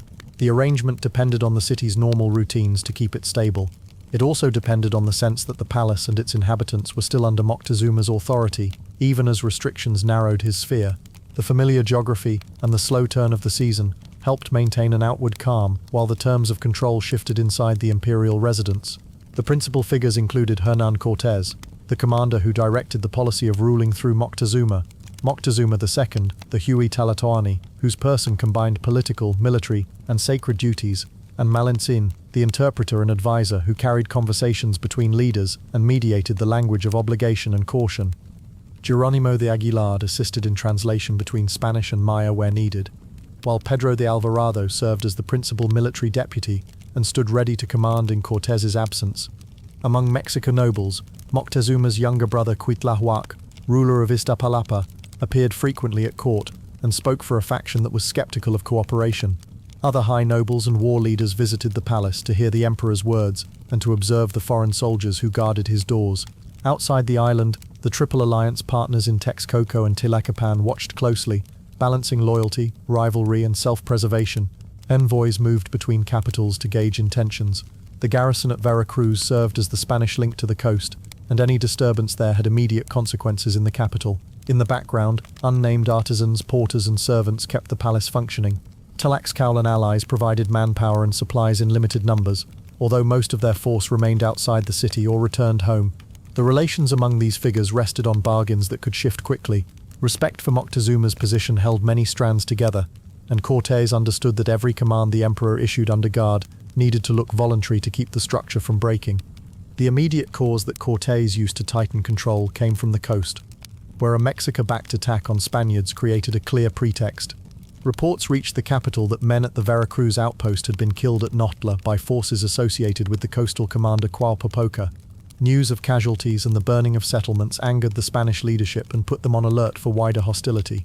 Cortés decided that further exposure to uncertainty could not continue with the emperor free to act independently. He visited the royal precinct with a small company and spoke with Moctezuma through Malintzin about the events on the coast. He presented the attack as a breach of peace that required accountability. After tense discussion, Moctezuma left his own palace and moved into the Spanish quarters inside Axayacal's compound with a dignified entourage. He remained surrounded by attendants and ritual objects, yet Spanish soldiers now stood at the doors and on the rooftops nearby. Within days, Cortés asked the emperor to order the apprehension of Qualpopoca and other officials linked to the coastal attack. Moctezuma complied, sending messengers and seals of authority to carry the command. The city watched the process closely. The emperor still sat on his mat and spoke from his seat. But the sight of armed foreigners at his side altered the meaning of every instruction he gave. The Spanish built a chapel inside the compound and continued to attend mass, while palace routines attempted to continue in familiar patterns. Beneath ceremony, the transformation of royal space had already begun. The chain of reprisals and decisions that followed confirmed that the palace had become both a court and a jail. Qualpopoca and several subordinates were brought to Tenochtitlan, and after a proceeding controlled by the Spanish, were executed by burning within view of the compound. At one point, Moctezuma was placed briefly in iron fetters to signal that no rank put a man beyond Spanish justice, a move that shocked nobles and servants before the chains were removed. Cortés also pressed for recognition of the Spanish monarch, and for tribute that could be accounted as vassal service. Moctezuma announced, under formal ritual, a grant of treasure and labor to the newcomers, and officers collected objects of gold, feathers, cotton, and food. Inside the palace, Spanish soldiers found a sealed chamber that contained valuables associated with earlier rulers, and they began to melt part of the gold into bars for transport and pay. These actions stirred resentment among warriors and craftsmen who saw cherished pieces disassembled. Governance continued through Moctezuma, but warnings spread through the city that he no longer decided freely. Cuitlahuac was detained for a time inside the compound to ensure compliance among relatives and towns in the southern reaches of the lake. After appeals and assurances, he received permission to leave under the expectation that he would calm unrest.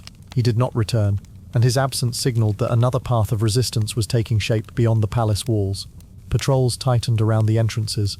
Markets still functioned, yet more arguments broke out at stalls. Alvarado enforced discipline inside the compound with severity, and couriers reported uneven tribute from outlying regions. In this atmosphere, word arrived from the coast that a new Spanish force under Panfilo de Narvaez had landed with authority from Diego Velázquez. That news introduced a second threat to Cortés's control, and added another layer of anxiety to a city already strained by indignity and fear. Accounts from the period differed at points of emphasis and detail. Cortés's letters to the king described a lawful response to treachery, and presented Moctezuma's move into Spanish quarters as a consensual measure for mutual safety. Bernal Díaz del Castillo's narrative recalled the shock and ceremony of the seizure, the execution of Qualpopoca, and the discovery and melting of gold within the palace walls.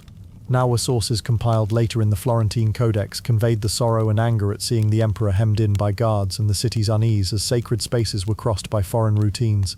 Specific moments, such as the use of chains on Moctezuma and the handling of treasures, appeared with variations in sequence or tone across these testimonies. Some names of lesser officials connected to the coast remained uncertain in surviving records. Despite differences, the core pattern remained clear. The palace that once embodied Mexico sovereignty became the instrument through which a small detachment governed an empire's capital. Obedience continued in form while loyalty faltered in spirit. As news of the split command reached the island and Cuitlahuac's absence hardened into defiance, the balance that had held the city quiet began to fail. The days remained measured by market bells and ritual hours, but the sense of stability thinned, and the quiet within the palace took on the weight of a storm not yet visible at the causeways. Chapter 10. Narvaez on the coast, and a commander divided. The arrival of Panfilo de Narvaez, and the division of authority among Spaniards, shifted the campaign from a single thrust into central Mexico to a struggle within the invading force itself. A force sent from Cuba under Narvaez landed on the Gulf Coast with the aim of arresting Hernán Cortés and assuming control. The episode introduced new pressures that cut across alliances, loyalties, and legal claims, Cortés faced the prospect of losing command and saw the fragile arrangement he had built in the basin of Mexico threatened by events far from Tenochtitlan. He chose to leave the capital, confront Narvaez on the coast, and return as quickly as possible. The sequence that followed involved letters, proclamations, and a brief but decisive military action. It ended with the absorption of Narvaez's men into Cortés's ranks and a forced march back inland. The decisions made during these weeks changed the balance of manpower, altered expectations among indigenous allies, and widened the gap between Cortés and the Cuban governor who had sent the new force. By the time Cortés came back to the island capital, tensions in the city had sharpened, and the occupation no longer held the careful calm he had tried to maintain. The city he re-entered was not the one he had left, and the strain within the Spanish command had fed a broader crisis.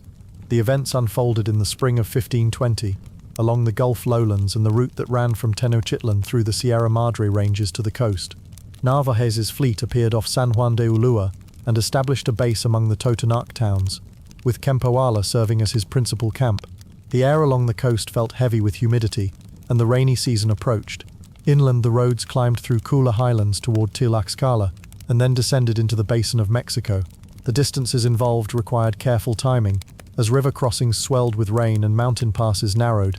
Veracruz, the coastal town formed by Cortés's men, lay exposed to both sea and land approaches. Tenochtitlan stood on its island with causeways and canals as before, but the mood of its markets and temples changed as news travelled along the trade paths. Messengers moved between these places, carrying letters in Spanish and oral messages in local languages, each bearing claims of legitimacy. The pace remained steady rather than rapid, but the pressure of news from the coast and the capital drove decisions that moved people across these spaces with new urgency, step by step, through towns that had watched the invaders pass once already. Panfilo de Narvaez led the Cuban expedition as the representative of Diego Velázquez, the governor who claimed oversight of ventures launched from the island. Narvaez carried orders to depose Cortés and to bring both him and his captains under the governor's authority. The chain of command rested on documents and the presence of a notary to record formal acts. Hernán Cortés commanded the inland force and held the support of the Cabildo of Veracruz, which he had used to break from Velázquez earlier. He relied on Malintzin, also known as Doña Marina, and on Jerónimo de Aguilar for translation and negotiation. In the capital, Pedro de Alvarado served as Cortés's deputy and oversaw the palace that housed Moctezuma II under guard. Gonzalo de Sandoval held responsibility for parts of the coastal defense and the road to the highlands.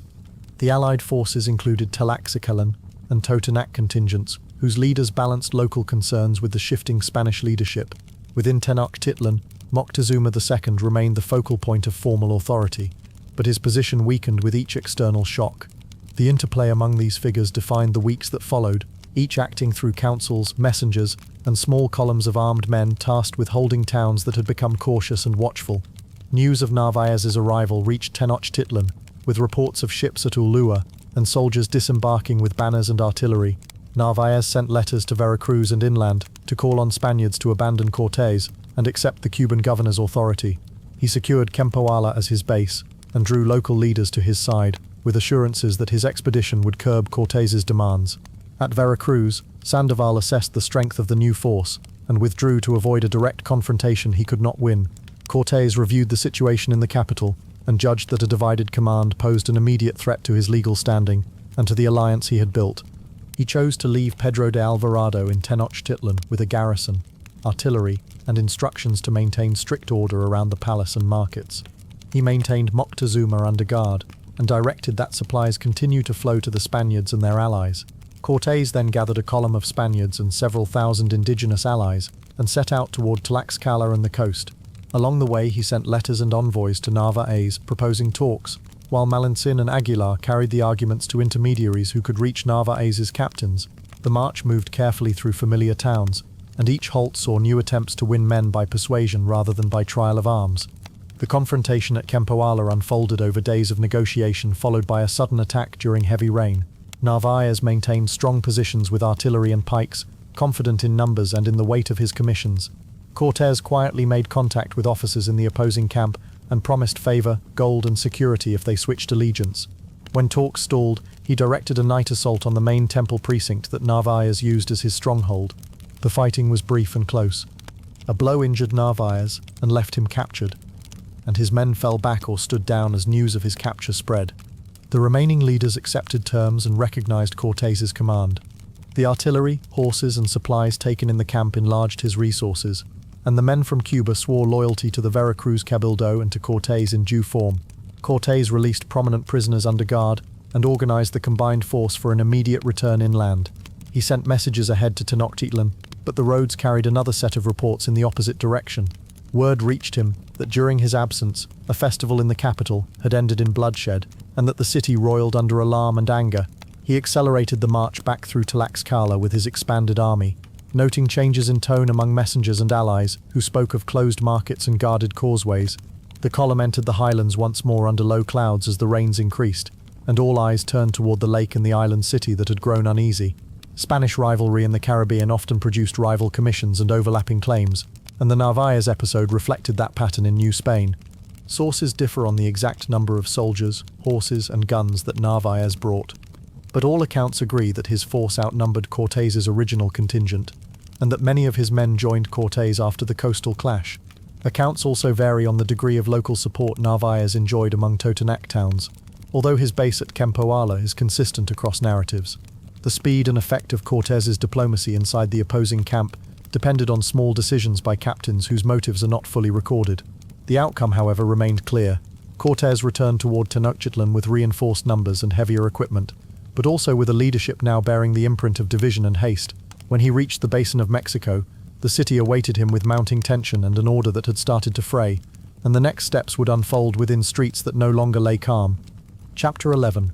The Night Escape and the Road to Tlaxcala Noche Triste marked the violent unraveling of the Spanish presence in Tenochtitlan and the desperate flight that followed. The sequence began with a temple uprising, grew into days of entrenched street fighting, and culminated in a night escape along the western causeway under rain and constant attack. The death of Moctezuma II occurred during this crisis, and its cause remained disputed in the sources. The retreat that followed crossed hostile ground and did not end until the survivors reached Tlaxcala, where long-standing alliances allowed them to regroup. The events linked individual decisions with structural pressures inside the city, as shortages, cut routes, and the geography of causeways and canals shaped every choice. The outcome reset the balance of power in the basin of Mexico and set the stage for a renewed phase of the conflict under different leadership and with changing conditions. The setting lay in Tenochtitlan during late spring and early summer of 1520, when seasonal rains had begun to fall over the lakes. The Spanish and their allies occupied the palace of Axayacatl in the city's ceremonial core, near the Great Temple precinct. The Mexica removed bridges from the causeways and cut access points, turning the capital's causeways into controlled gates. The Chapultepec aqueduct no longer delivered fresh water to the Spanish-held compound once fighting resumed.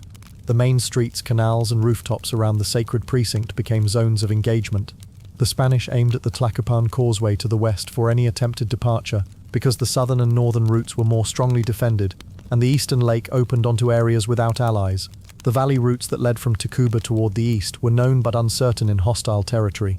Rains made the night passage slippery, and the canals were deep. The wider basin waited with towns aligned to the Triple Alliance or bound by older compacts, while Tlaxcala lay beyond the northern rim of the valley. The principal figures on the Spanish side included Hernán Cortés as commander, Pedro de Alvarado as the officer who acted during Cortés's absence, and Gonzalo de Sandoval and Cristobal de Olid leading infantry and cavalry companies. Malintzin, also known as Doña Marina, worked as an interpreter and intermediary, while Jerónimo de Aguilar served as a second interpreter. The Spanish force comprised crossbowmen, arquebusiers, pikemen, swordsmen, and mounted men, together with numerous allies from Tlaxcala and other towns who had accompanied the entry into Tenochtitlan. On the Mexica side, Moctezuma II remained the captive emperor within the palace until his death, while his brother Cuitlahuac, lord of Iztapalapa, took on the direction of resistance.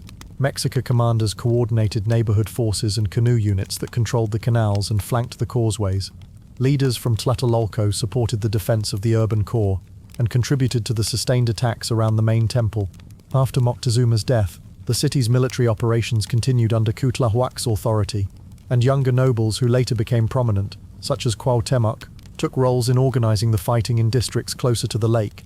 The setup for the crisis formed when Alvarado intervened during the Toxcatl festival in the sacred precinct.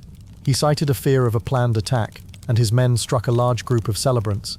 The killings led to a swift uprising, and the city blocked the Spanish compound. Cortés returned from the coast with additional troops taken from Pamfilo de Narváez, but the balance inside the city had changed. The bridges of the causeways were removed, barricades appeared, and the aqueduct was cut. Food and water ran short in the palace. Mexica fighters used rooftops and canals to harass the compound by day and night. The Spanish attempted sorties to secure provisions and leverage, including a determined assault to seize the main temple tower and deny it as a vantage point. Fighting on the temple steps was intense and extended over several days, and structures near the precinct were burned. During a lull, the Spanish brought Moctezuma onto a terrace to address the crowd. Stones and darts flew, and Moctezuma was wounded. The sources differed on whether he died from those wounds soon after, or whether he was killed in custody when he no longer served as a mediator. With his death, any prospect of calming the city through imperial authority ended, and the besieged garrison faced the need to abandon the palace by stealth. The night escape began under rain, with a portable bridge built to cross the first gap on the Tlacopan causeway. The column moved in silence, with infantry first, followed by baggage and artillery, and cavalry distributed for rearguard and flank support. Tlaxcalan and other allies marched alongside, carrying loads and guiding the way as well as they could in the dark. The first bridge crossing succeeded, but the alarm rose when a patrol detected movement on the causeway. Canoes gathered in the water on both sides, and Mexica fighters pressed the flanks and rear. Some of the Spanish men and many allies carried gold and other valuables taken from the treasuries. The weight slowed them on the narrow path. As the column reached subsequent gaps where the portable bridge could not be laid in time, men and horses fell into the canals. The pressure grew near the Teocalli of Popotla and toward Tacuba, where the path narrowed and attacks intensified. Estimates of the losses varied, but many Spaniards and a far larger number of allied warriors died in the water or on the path. Several horses and most of the artillery were lost, along with much of the treasure. Those who reached Tacuba regrouped at dawn, cut free from heavy loads, and moved northwest to gain distance from the city, while Mexica forces continued to pursue over land and by canoe along adjacent waterways. The retreat turned into a running withdrawal across the valley. The column moved through hostile terrain toward the northeast plain, aiming for routes that could bend eastward toward Tlaxcala. Local towns loyal to the Triple Alliance harried the rear and attacked at crossing points. The survivors halted near Otumba about a week after the night escape. There, Mexica and allied forces attempted to box in the column on the open plain. Spanish cavalry, though diminished, retained mobility on the flat ground. The fighting centered on the Mexica command elements and standard-bearers. Cortés and mounted captains led repeated charges to break the lines and target the standards. Chroniclers reported that the seizing or cutting down of a principal standard disrupted the coordination of the attacking forces. The resulting confusion opened a path for the retreating column to move off the field. Casualties on both sides were significant, but the departure of the Mexica command units allowed the survivors to continue east. After more days of careful marching and negotiation for passage through neutral or wary communities, the column reached Tlaxcala. The alliance held, and leaders in Tlaxcala received the survivors within their territory, where food, shelter and space for recovery were provided under agreed terms. The retreat concluded with a defensive pause, as the Spanish and their allies assessed their losses and considered how to proceed. Chapter 12. Epidemic winds and the making of a new strategy war. And disease reshaped the contest for the basin of Mexico after the retreat from Tenochtitlan. An epidemic of smallpox spread across the region, breaking households, weakening armies, and interrupting tribute networks. Within the capital, leadership passed from one ruler to another in short order, and policies shifted as the city tried to withstand both illness and new enemies. Beyond the lake, the Spaniards and their indigenous allies regrouped, tended to wounds, and planned a return. Hernán Cortés drew men and materials together, looked for secure routes to the lake, and set a new approach aimed at the water passages and causeways that sustained the island city. Tlaxcalan councils weighed the alliance again, noted the dangers, and agreed to continue. Outlying towns, some battered by previous campaigns, and others uncertain about the future, reassessed their loyalties under the pressure of disease and war. The months that followed saw careful preparation, steady recruitment, and steps toward a campaign that would differ from the first entry into the basin. The effort focused on boats for the lake, fortified camps, and coordinated columns that would surround rather than negotiate with a sovereign within his palace. In the capital, the Mexica elite adopted urgent policies to guard canals, rebuild defenses, and keep allied towns from breaking away. The balance of strength moved in small increments. Disease removed leaders and veterans from both sides, while strategy and logistics began to decide what raw courage could not. By early 1521, Both camps faced the same lake, with new plans and fewer hands. The setting shifted between the high valleys and lake shores of central Mexico and the Tlaxcalan heartland to the east. In the latter half of 1520, the retreating force rested in the Tlaxcalan towns, sheltered by allies in a cool upland climate with fields of maize and maguey. Messengers passed along ridge roads toward the coast, and others climbed westward into the basin of Mexico, where Tenochtitlan and Tlatelolco stood on their shared island in Lake Texcoco. On the lake's edges lay Texcoco, Ixtapalapa, and a network of Altepel, bound by roads and bridges, many damaged in the fighting. As the year turned toward 1521, paths hardened with the dry season, and transport became easier for timber and supplies. The coast remained a distant line of anchorage on the Gulf, linked to the interior by tracks through hot lowlands and then up into pine forests. The Spaniards needed that corridor open to carry iron, powder, and tools. Their indigenous allies needed it for salt and trade goods. Within Tenochtitlan, canals marked neighborhoods, markets reopened in part, and guards watched causeway breaches and rebuilt structures. The disease that had arrived in the upheaval moved with families and traders through city compounds, along causeways, and across the marsh villages. Tlaxcala, Huexotzinco, and other towns also felt the illness, and burials took place on both sides of the mountains. Armies marched shorter distances, scouts reported more often, and councils met by day and night to adjust plans as the seasons and health conditions changed. The principal figures formed a set of leaders whose choices shaped the months ahead. Hernán Cortés commanded the Spanish contingent and coordinated the Allied forces. Malintzin, also known as Doña Marina, translated between Nahuatl and Spanish, and Jerónimo de Aguilar translated between Maya and Spanish when needed, allowing messages to cross language lines. Among the Spaniards, captains such as Gonzalo de Sandoval, Pedro de Alvarado, Cristobal de Olid, Diego de Ordaz, and Andrés de Tapia led companies and held fortified points. A shipwright named Martín López organized carpenters and laborers to design and prepare frames for boats that could be carried in pieces and assembled on the lake. In Tlaxcala, senior leaders included Maxixcatzin, who supported the alliance, and Sixotencat the Elder, an influential figure within the Confederation. Sixotencat the Younger, a military leader, remained wary, and his stance would influence later events. In the basin of Mexico, after Moctezuma II, authority passed to Cuitlahuac, a brother of the deceased ruler and a seasoned leader from Iztapalapa. His tenure proved brief, and later Cuitlahuac, a young noble of Tlatelolco and nephew to Moctezuma, rose as Huitlatoani. He took command during a period of illness, shortages, and political tension. On the eastern lake shore, Ixtaloxochitl, a prince of Texcoco, signaled a willingness to ally with the Spaniards to gain advantage against rivals in his own city. Each of these figures acted within alliances and kinship networks that shaped decisions about war, negotiation, and the city's defenses. The immediate tasks after the retreat were survival and reorganization. In Tlaxcala, the wounded were treated, arms were repaired, and lists were made of men and supplies. Tlaxcalan nobles debated the costs and gains of continued alliance, and they agreed to support a new campaign if it promised a more methodical plan. Cortés sent messengers to the coast to secure powder, crossbow strings, and iron for nails and fittings. He commissioned Martín López to begin work on the frames of brigantines, which would be built away from the lake and later transported in sections. Carpenters and porters gathered timber in the uplands and set aside planks to cure. Tlaxcalan artisans prepared food stores and clothing for porters and crews. While workshops hummed with quiet work, small Spanish and Allied columns pushed into the surrounding districts to re-establish routes and to discourage attacks on supply trains. Sandoval led expeditions toward Tepeaca and the neighboring towns, where garrisons and local leaders had supported Mexica forces. A fortified post at Tepeaca, later called Segura de la Frontera, secured a segment of the road network between the coast and Tlaxcala. Captured weapons and stores replenished stocks. Prisoners and envoys moved through the camps, some parleying for terms, others warning that Mexica forces would try to cut the routes again. In the basin, Cuitlahuac organized defenses, secured canoes, and directed labor to mend causeways. He sent runners to tributary towns to hold them steady and to gather food and warriors for the summer campaigns. Both sides kept watch, rebuilt, and gathered strength. Disease advanced quietly across these preparations. The smallpox that had entered the region during the earlier upheaval spread through neighborhoods, houses, and barracks. In Tenochtitlan and Tlatelolco, illness removed veterans and lineages of artisans, boatmen, and priests who maintained temples and markets.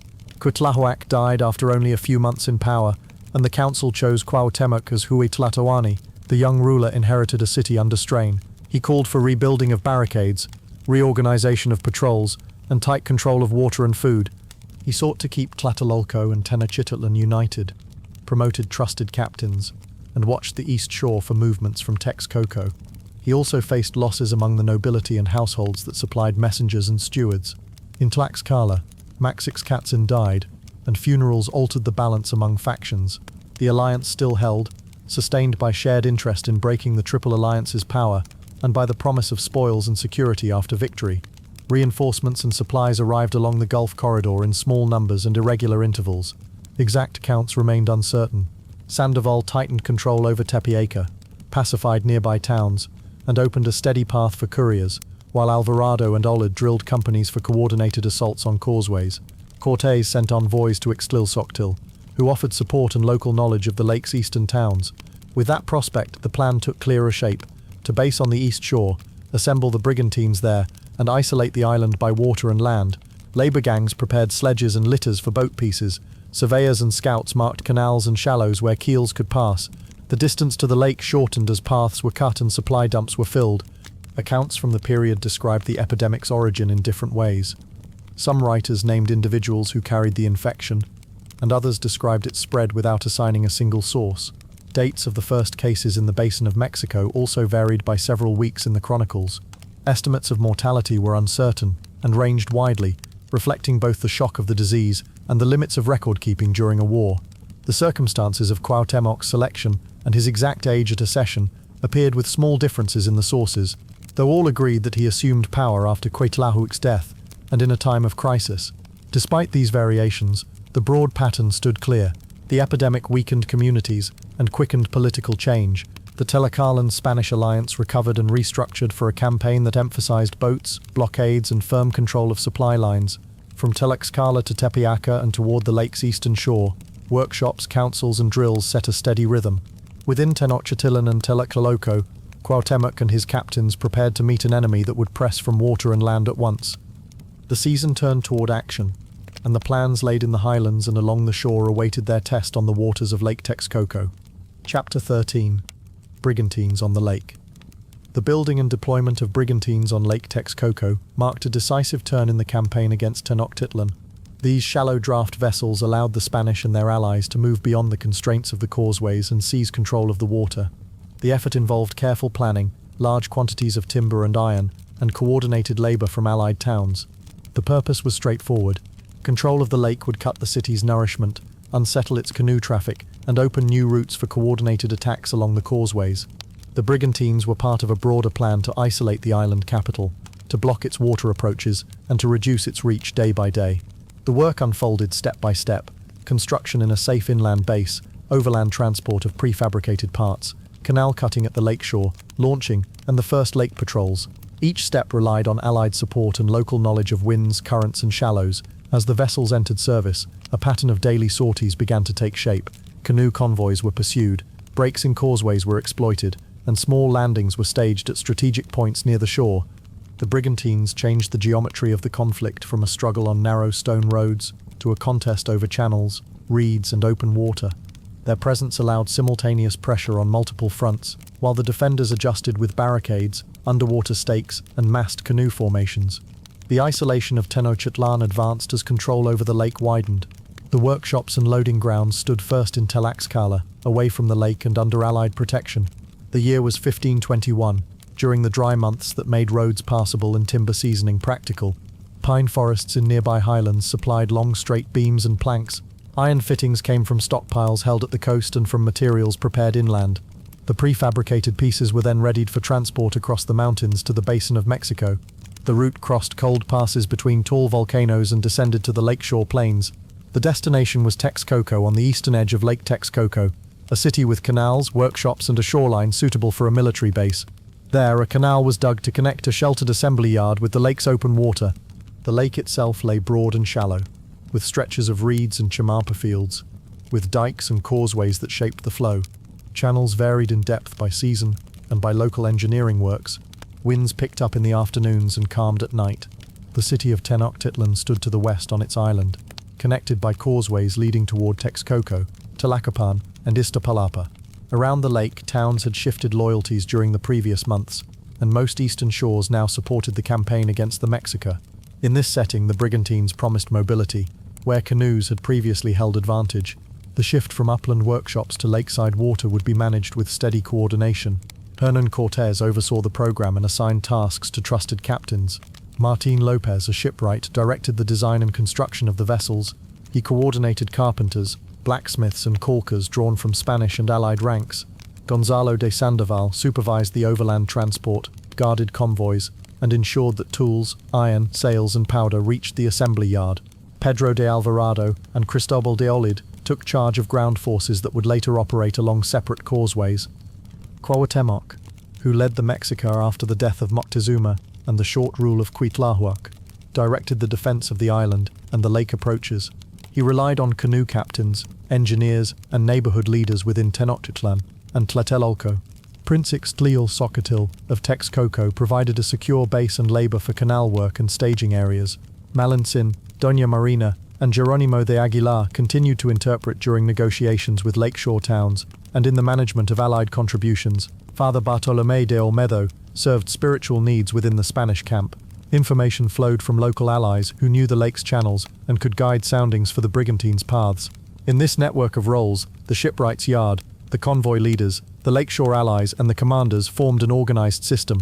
Each part supported the others. The defenders, under Cuauhtémoc, prepared countermeasures with underwater barriers, concentrated canoe flotillas, and outposts along key canals leading to the city. Construction in Tlaxcala began with careful selection of timber and the cutting of frames, ribs and planking, according to a repeated pattern. The brigantines were designed for shallow waters.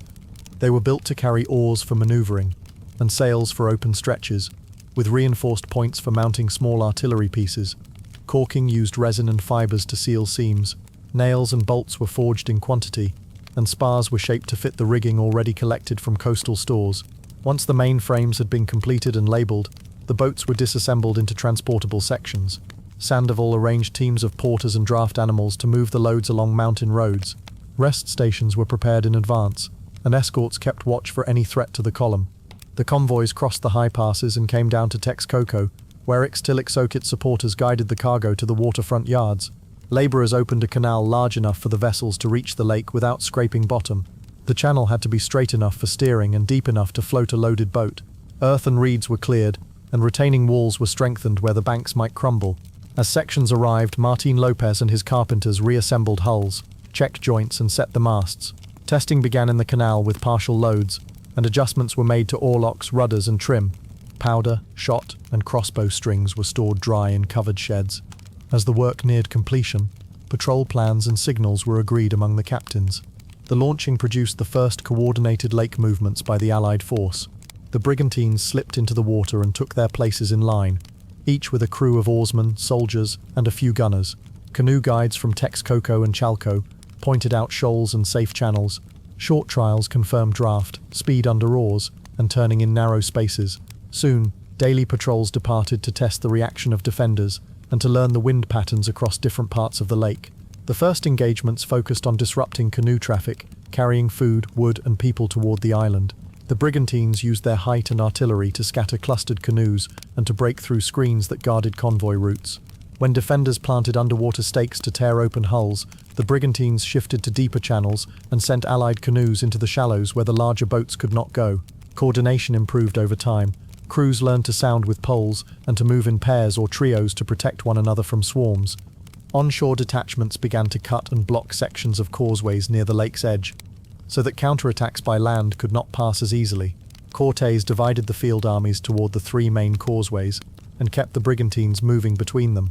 This mobility allowed a strike near one causeway to be reinforced from the lake before defenders could shift their canoes. As the patrols grew more confident, landings were made on nearby islets, watch posts were cleared, and signals were set between the boats and shore parties. The supply routes feeding Tenochtitlan narrowed, and the sense of enclosure around the island increased. Accounts differed on the number and dimensions of the brigantines, though many sources reported 13 vessels and described them as oared craft with small sails and light guns. Descriptions of the Texcoco Canal varied in length and exact path, and the precise dates of launching were reported with minor differences. Despite these variations, the pattern was clear across Spanish and indigenous narratives. Allied labor made the project possible, and local pilots made it effective. The lake's engineering, built over generations by basin peoples, set the stage on which these boats now moved. Tenochtitlan's defenders adapted with skill, shifting their canoe lines, rebuilding barriers, and watching for favorable winds and currents. The brigantines did not end resistance by themselves, but they altered the balance. They gave reach to allied plans, protected crossings, and severed connections that had sustained the island. With these boats on the water and armies positioned along the causeways, the ring around Tenochtitlan tightened and carried the campaign into the final siege.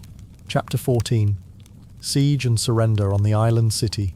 The siege of Tenochtitlan reached its final stage with coordinated assaults along the causeways, the severing of fresh water, and the steady destruction of districts to reduce the defenders' space.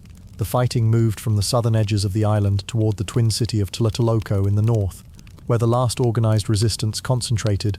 The Spanish-led coalition applied pressure by land and by water, using brigantines to patrol the lake and block canoe traffic, while Allied infantry filled breaches and advanced over rubble. Inside the city, shortages and disease weakened the civilian population as the defenders used every canal and rooftop to delay the attackers. The siege ended with the fall of Tlatelolco and the capture of the Mexica ruler Cuauhtémoc, which brought the city's organized defense to a close. The chapter followed the sequence from the first land thrusts and the cutting of the aqueduct, to the gradual contraction of the defensive perimeter, and then to the surrender that concluded the battle for the island capital. The setting lay in the basin of Mexico during late spring and summer of 1521, when seasonal rains swelled canals and softened causeways, and when long daylight hours allowed extended operations. Tenochtitlan and Tlatelolco stood on an island connected to the shore by causeways to the west at Tlacopan, Tacuba, to the south at Coyoacán and Iztapalapa, and to the north toward Tepeyacac. Neighborhoods lay along canals crossed by bridges that could be removed, and many houses bordered on waterways where canoes could maneuver quickly. The Chapultepec aqueduct carried fresh water to the island, while dikes and sluices regulated the mix of brackish and fresh water in the lake.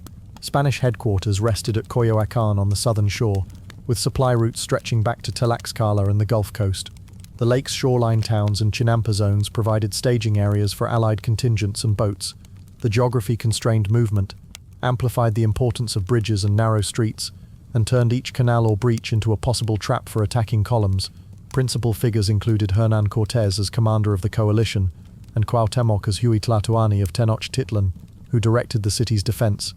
Leading Spanish captains took separate fronts: Pedro de Alvarado at Tlacopan on the western causeway, Cristobal de Olid at Coyoacán pressing the southern approach, and Gonzalo de Sandoval operating around Iztapalapa and guarding the supply lines.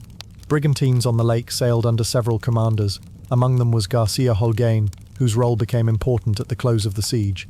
The coalition's strength rested on tens of thousands of indigenous allies from Tlaxcala, Huejotzingo, Cholula, Chalco, and other cities that had opposed the Mexica tribute system. Malintzin, Doña Marina, and Jerónimo de Aguilar continued to interpret, carrying messages to and from the city, and managing the delicate exchanges that accompanied calls to surrender. Within Tenochtitlan and Tlatelolco, nobles, military captains and priests supported Cuauhtémoc, coordinated neighborhood defenses, and organized civilian movement out of threatened districts. Relationships among commanders shaped the plan.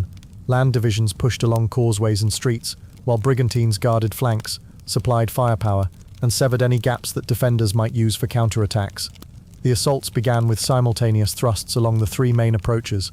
Early in the siege, the coalition cut the Chapultepec aqueduct, forcing the island to rely on brackish water and stored supplies.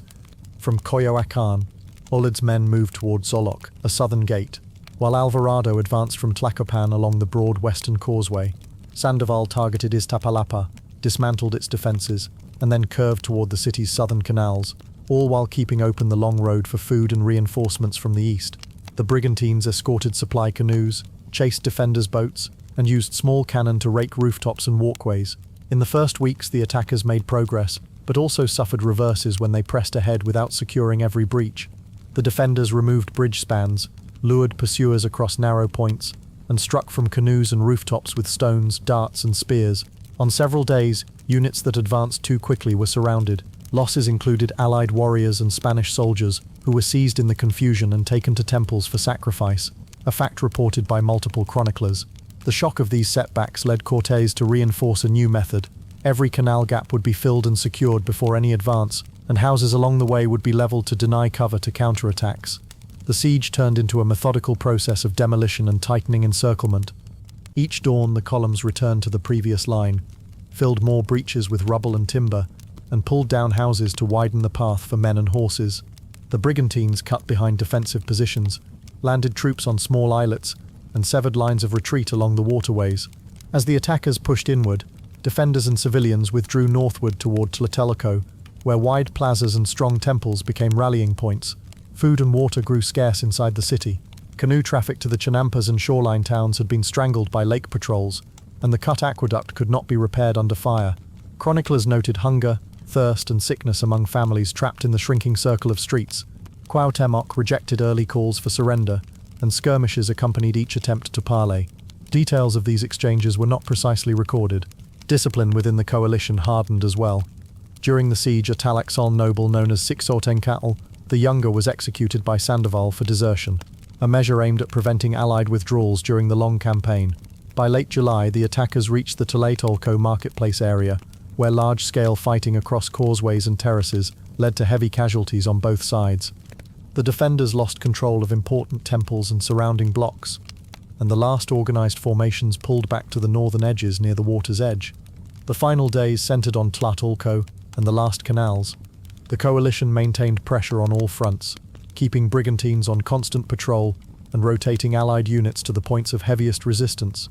Spanish artillery and crossbows on boats cleared rooftops, while infantry brought forward portable bridges, planks, and baskets of stones to fill the narrowest gaps. By early August, the marketplace and many adjoining districts lay in ruins, and thousands of civilians crowded into the remaining precincts. Reports described families trying to cross canals under fire, and survivors gathering in temple courtyards. Cortés sent envoys again to seek surrender. The accounts agreed that Cuauhtémoc declined until the final collapse, on August 13, 1521, with defences splintered and escape routes closing. A small group of canoes carrying Cuauhtémoc and high nobles attempted to slip across the lake toward the west. Brigantines intercepted them. Garcia Holguin's boat captured the canoe bearing Cuauhtémoc, and the ruler was brought to Cortés. Chroniclers recorded that he spoke words of resignation, though exact phrasing varied. Fighting stopped soon after, and remaining leaders gave themselves up. The siege ended with the surrender of the last Huey Talatoni and the fall of the island capital. Fires smouldered in ruined blocks, patrols secured causeways, and survivors gathered under guard as commanders took stock of the city and the surrounding lake towns. The long contest for Tenochtitlan had closed, and the coalition controlled the basin's central seat. Chapter 15. Mexico City rises, and the world of New Spain takes shape. After the surrender of Tenochtitlan, the victors and their allies settled into the long work of reorganizing the conquered center as Mexico City. The tasks were material and administrative at once. Streets would be replanned, stones would be reused, survivors would be grouped under new oversight, and a different framework of power and labor would be imposed. Policies from the Spanish crown reached the basin through officials, councils, and courts, while local realities shaped how decisions took effect. Indigenous communities carried heavy burdens, yet they also adapted and negotiated within the new order. Religious orders worked to convert and instruct, while secular officials counted tribute and arranged drafts of labor. The lakes, causeways, and Chinampa zones did not vanish overnight. They entered a new phase in which colonial needs, floods, and repairs pulled the city into cycles of construction and disruption. From this reshaped capital, expeditions and merchants moved out across mountains and coasts. In time, the city became a node linking Atlantic routes, Pacific ventures, and inland mining towns. These processes left legacies in law, language, architecture, and memory. The transition did not follow a single plan. It unfolded through decrees, bargains, disputes, and rebuilding that continued for decades. The setting stretched from the ruins of the island city to the surrounding towns of the Valley of Mexico and beyond. Workers cleared rubble and opened streets where causeways met the island. The main square soon formed near the heart of the former ceremonial precinct. Houses rose against new property lines, many of them built from stones pulled from pyramids and palaces. The earliest churches replaced shrine platforms, and a small cathedral stood before a larger cathedral plan took shape later in the century. The old royal compound became the site of the viceregal palace. Mexico City remained surrounded by lakes that flooded in certain years and retreated in others. Dikes and sluices needed constant attention, and water management shaped urban life. The hinterland tied the capital to Texcoco, Tlaxcala, and Puebla, and then to Michoacán and Oaxaca. Roads pushed toward Veracruz on the Gulf. where ships connected the colony to Seville. Later, routes reached Acapulco on the Pacific, which acquired greater importance after the middle of the century. The period relevant to the first construction and institutional framework ran from 1521 through the 1570s, when the foundations of governance, religion, and economy settled into patterns that endured. Exact plans drawn during the earliest months did not survive. Later maps and archaeology provided outlines of the grid that replaced the sacred precinct. Hernán Cortés served at first as the central figure in the new order. He received recognition as governor and captain general, and oversaw distribution of land and labor rights among his followers. Above him stood King Charles I of Spain, who relied on councils and appointed bodies to check local power. Cuauhtémoc, the captured Mexico ruler, lived under guard until he was taken on a march toward Honduras, where he was executed in 1525. Nuño de Guzmán later led the first royal court in Mexico, the first audiencia, and became known for harsh governance until he was removed. A second audiencia, with judges led by Sebastián Ramírez de Fuenleal and other councillors, shaped a calmer transition and laid groundwork for later institutions. Antonio de Mendoza arrived as the first viceroy of New Spain in 1535, and brought steadier royal oversight from Mexico City.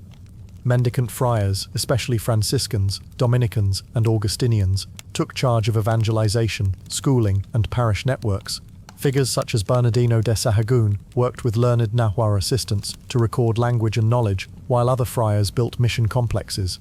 Nahuatl nobles from cities like Texcoco and Tlatelolco, and the lords of Tlaxcala, entered the new system as intermediaries and municipal leaders. Encomenderos held grants to collect tribute and labor, while the crown sought to limit their autonomy. African captives appeared in the city and on estates as part of the broader Atlantic system. These groups and offices formed a web of relationships that governed the basin and reached outward to new frontiers. The first steps in rebuilding moved quickly. Cortés and the Mexico City Council parceled out house lots and sites for churches and government buildings, and artisans set workshops by the new square. The main temple area was dismantled, and stones were reused for the earliest cathedral and for civic structures. Cortés founded a hospital near the old royal compound and organized a treasury to handle tribute and spoils. He sent parties to the coasts and highlands to secure food, timber, and construction labor. He granted encomiendas to his men, tying indigenous towns to tribute deliveries of maize, cotton cloth, and service. The new municipality anchored a planned grid, while canals still flowed through parts of the city. In 1524, Cortés left for Honduras with a force and interpreters, and his absence led to disorder and rivalries. Royal agents then strengthened oversight. The crown created the Audiencia in 1528, and Nuño de Guzmán extended campaigns into the west with reports of cruelty and seizure of lands.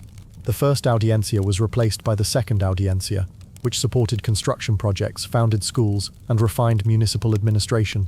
The city of Puebla was chartered in 1531 to offer Spanish settlers a place on the route to the Gulf. In 1535, Antonio de Mendoza arrived as viceroy, established a mint, and organized the postal and road systems. Printers set up the first press in 1539, and the Colegio de Santa Cruz de Tlatelolco opened in 1536 for the education of indigenous nobles. Silver discoveries to the north, including Zacatecas in 1546, tied the capital to mining towns and caravans.